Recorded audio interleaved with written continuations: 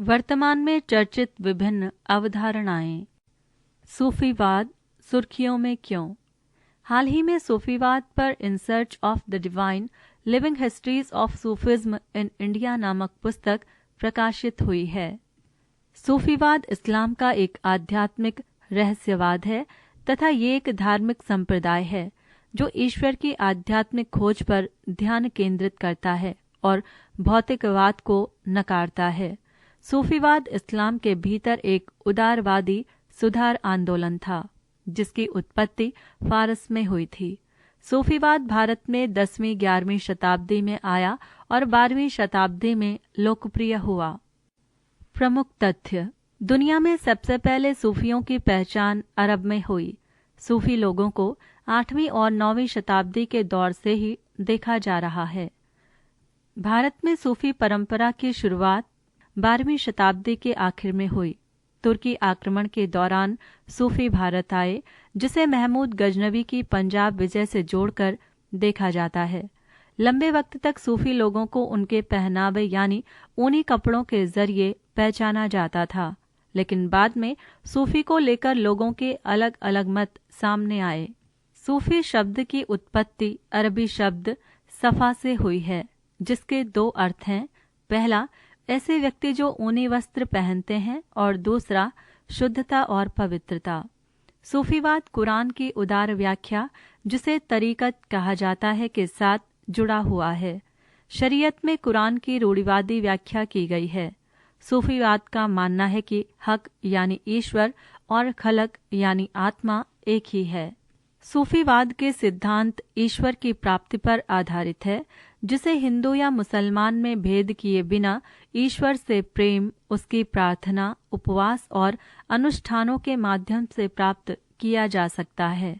साथ ही सूफीवाद में इस बात पर बल दिया गया है कि ईश्वर और उसके भक्तों के बीच कोई मध्यस्थ नहीं होना चाहिए।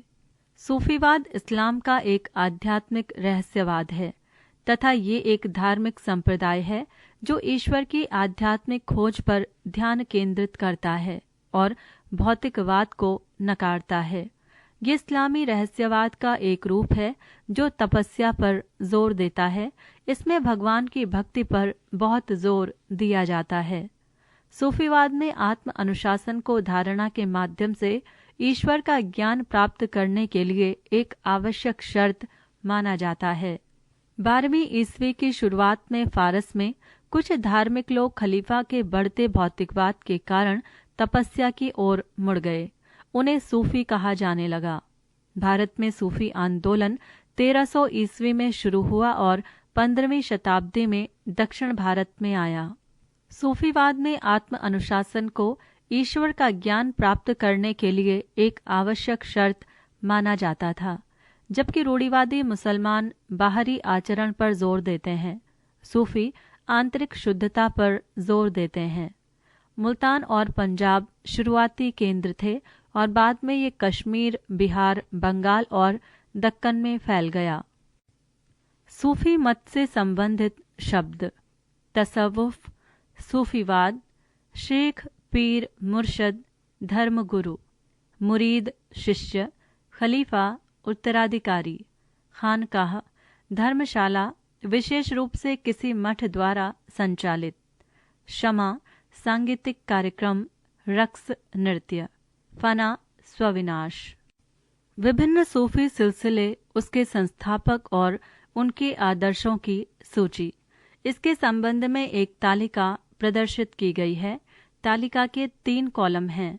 पहले कॉलम का शीर्षक है सिलसिला, दूसरे कॉलम का शीर्षक है संस्थापक व तीसरे कॉलम का शीर्षक है आदर्श।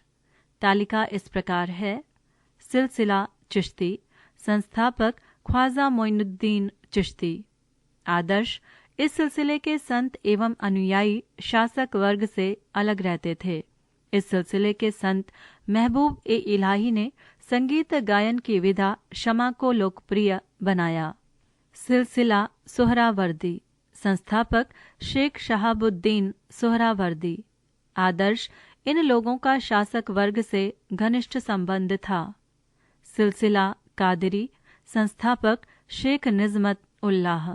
आदर्श ये लोग इस्लाम की बुनियादी बातों का दृढ़ता से पालन करते थे। सिलसिला नक्शबंदी, संस्थापक ख्वाजा पीर मोहम्मद। आदर्श रूढ़िवादी सिलसिला। मुजद्दिद ने शिया के दर्शन वहादत उल शहदूत का विरोध किया था। उन्होंने लाल हाफिज नामक पुस्तक लिखी थी। उन्हें जहांगीर ने गिरफ्तार किया था। सिलसिला फिरदौसी, संस्थापक शेख शरफुद्दीन याहिया। आदर्श सोहरावादी सिलसिला की शाखा। सिलसिला रशानिया, अकबर के शासन काल में। संस्थापक मियां वयाजिद अंसारी पीर रोशन। आदर्श खैर उल बयान के लेखक। सिलसिला महदवी, संस्थापक मुल्ला मोहम्मद महदी। आदर्श रूढ़िवादी मुसलमानों का विरोध किया। सिलसिला रिसी, संस्थापक नूरुद्दीन नूरानी वली। आदर्श रूढ़िवादी मुसलमानों का विरोध किया। सिलसिला कलंदरिया, संस्थापक अबू वली कलंदर। आदर्श इस सिलसिले के घुमक्कड़ भिक्षुओं को दरवेश कहा जाता है। सिलसिला सत्तारी, संस्थापक अब्दुल्लाह सत्तारी। आदर्श खुदा के साथ सीधे संपर्क का दावा किया। पृष्ठ संख्या 87। वर्तमान समय में सूफीवाद की प्रासंगिकता। समाज में बढ़ती असहिष्णुता और हिंसा के साथ सूफीवाद वर्तमान समय में और भी महत्वपूर्ण हो गया है। सूफीवाद ईश्वर के प्रति प्रेम और भक्ति में विश्वास करता है। इसके आदेश में हिंसा के लिए कोई स्थान नहीं है। ये तालिबान द्वारा अनुसरण किए जाने वाले इस्लाम के हिंसक और कट्टरपंथी रूप से विपरीत है। ये किसी भी सामाजिक वर्गीकरण जैसे धर्म, जाति, वर्ग या लिंग में विश्वास नहीं करता है। लोगों में बढ़ते मतभेदों के बीच सूफीवाद सभी मनुष्यों की आवश्यक समानता का संदेश देता है। ये सामाजिक कल्याण पर जोर देता है, जिसके परिणाम स्वरूप धर्मार्थ प्रकृति के कार्यों के साथ साथ अनाथालय और महिला सेवा केंद्रों की स्थापना करना है। निजामुद्दीन औलिया धर्म या जाति से परे जरूरतमंदों के बीच उपहार बांटने के लिए प्रसिद्ध थे।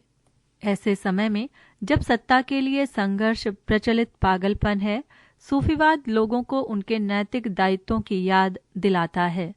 कलह और संघर्षपूर्ण इस दुनिया में ये शांति एवं सद्भाव का संदेश देता है। सूफीवाद द्वारा ध्यान पर अत्यधिक बल दिया गया। ध्यान हमारे शरीर और दिमाग में बढ़ते तनाव को शांति और संतुलन प्रदान करता है, जो भावनात्मक बल प्रदान कर व्यक्ति की भलाई और समग्र स्वास्थ्य दोनों को लाभ पहुंचा सकता है। श्री अरबिंदो सुर्खियों में क्यों? हाल ही में भारतीय प्रधानमंत्री ने आज़ादी का अमृत महोत्सव के तत्वावधान में श्री अरबिंदो की 150वीं जयंती के उपलक्ष्य में पुदुचेरी में आयोजित एक कार्यक्रम में भाग लिया।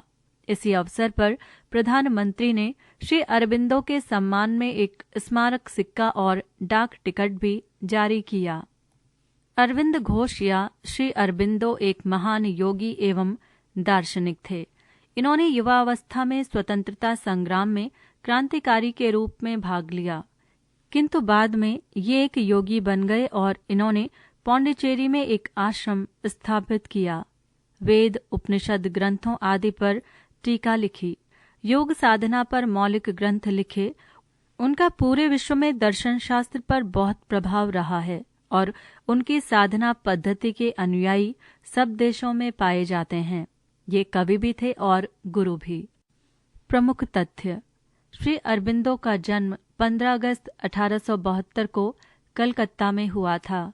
अरविंद के पिता का नाम केडी घोष और माता का नाम स्वमलता था। अरविंद घोष न केवल आध्यात्मिक प्रकृति के धनी थे, बल्कि उनकी उच्च साहित्यिक क्षमता उनकी मां की शैली की थी। उनके पिता एक डॉक्टर थे। जब अरविंद घोष 5 वर्ष के थे, उन्हें दार्जिलिंग के लोरेटो कॉन्वेंट स्कूल में भेज दिया गया। 2 वर्ष के बाद 1879 में अरविंद घोष को उनके भाई के साथ उच्च शिक्षा के लिए इंग्लैंड भेज दिया गया। अरविंद ने अपनी पढ़ाई लंदन के सेंट पॉल स्कूल से पूरी की। वर्ष 1890 में 18 वर्ष की उम्र में अरविंद को कैम्ब्रिज में प्रवेश मिल गया। यहाँ पर उन्होंने स्वयं को यूरोपीय क्लासिक्स के एक छात्र के रूप में प्रतिष्ठित किया। अपने पिता की इच्छा का पालन करने के लिए उन्होंने कैम्ब्रिज में रहते हुए ICS के लिए आवेदन भी किया। उन्होंने 1890 में पूरे विश्वास के साथ भारतीय सिविल सेवा परीक्षा उत्तीर्ण की। हालांकि वो घुड़सवारी की परीक्षा में विफल रहे और इसलिए उन्हें भारत सरकार की सिविल सेवा में प्रवेश की अनुमति नहीं मिली। 1902 में अहमदाबाद के कांग्रेस सत्र में अरविंद बाल गंगाधर तिलक से मिले, जहां वो वास्तव में उनके अद्भुत और क्रांतिकारी व्यक्तित्व से बहुत प्रभावित हुए। बाल गंगाधर तिलक से प्रभावित होकर वो भारतीय स्वतंत्रता संघर्ष से जुड़ गए।